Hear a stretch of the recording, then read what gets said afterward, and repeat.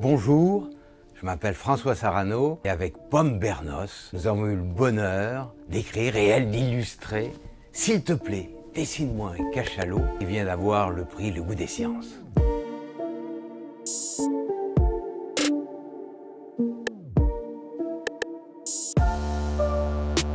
Pourquoi le cachalot?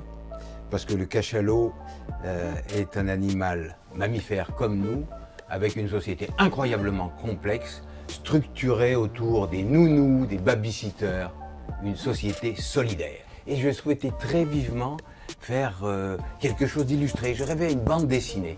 Il fallait envisager un ouvrage qui ne suive pas les chemins traditionnels et de la réflexion scientifique, mais qu'elle soit rigoureuse, attention. Mais le chemin traditionnel de cette réflexion devait être battu en brèche pour qu'il réponde aux questions des lecteurs qui ne sont pas obligatoirement des scientifiques. Anne-Sylvie Bameul, la directrice d'Actes Sud, nous fait rencontrer Pomme, formidable.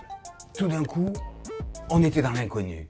Et elle posait des questions inattendues. Je ne savais pas comment répondre parce que Pomme a à la fois ce talent de mettre en lumière par le dessin des choses qui sont difficilement exprimables par les mots.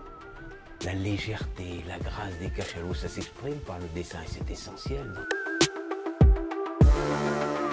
Elliot, un jeune mâle qui est venu tenter de tisser des liens avec moi, de m'apprivoiser. Pendant 10 minutes, il était là et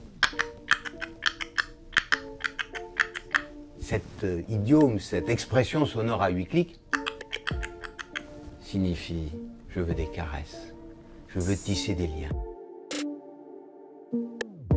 Sur le terrain, et j'insiste là-dessus, ça s'apprend sur le terrain. On n'apprend pas à rencontrer l'autre sans être face à lui. Et on est maladroit. Et oui, au début, on ne sait pas. Quand on est avec un alien, avec un étranger, on est maladroit. Donc, on apprend. On a d'abord de la considération pour lui, de l'égard, du respect. Et on y va nu. Nu, ça veut dire le cœur ouvert, les oreilles ouvertes, je t'écoute. Et puis, petit à petit, on apprend à trouver la distance juste qui permet d'être en paix, en confiance. Ma mère et mon père m'ont offert un masque quand j'avais 5 ans. J'ai mis la tête sous l'eau et j'ai vu l'œil doré avec une pupille noire du poulpe. Vous avez déjà vu un poulpe? Ça peut changer la texture de sa peau, sa couleur, et en un instant disparaître alors qu'il est toujours là, et puis tendre son tentacule vers vous. Je pense que la structuration du livre, c'est vraiment Pomme. Hein. Elle a à la fois l'humour et cette idée de séquencer comme un film, on en a beaucoup parlé. Ça permet d'envisager des moments de vie, pas simplement une écriture linéaire. Ça éveille la curiosité et ça répond à des questions précises, scientifiques, dures. Je vais vous parler d'Elliot. Il a 13 ans cette année. Vous savez qu'on suit 20 jeunes que nous avons quasiment vus naître. C'est un jeune mâle. Il aurait dû quitter le clan familial depuis longtemps parce qu'à maturité sexuelle, ils partent, les grands mâles. Et bien, il est toujours là.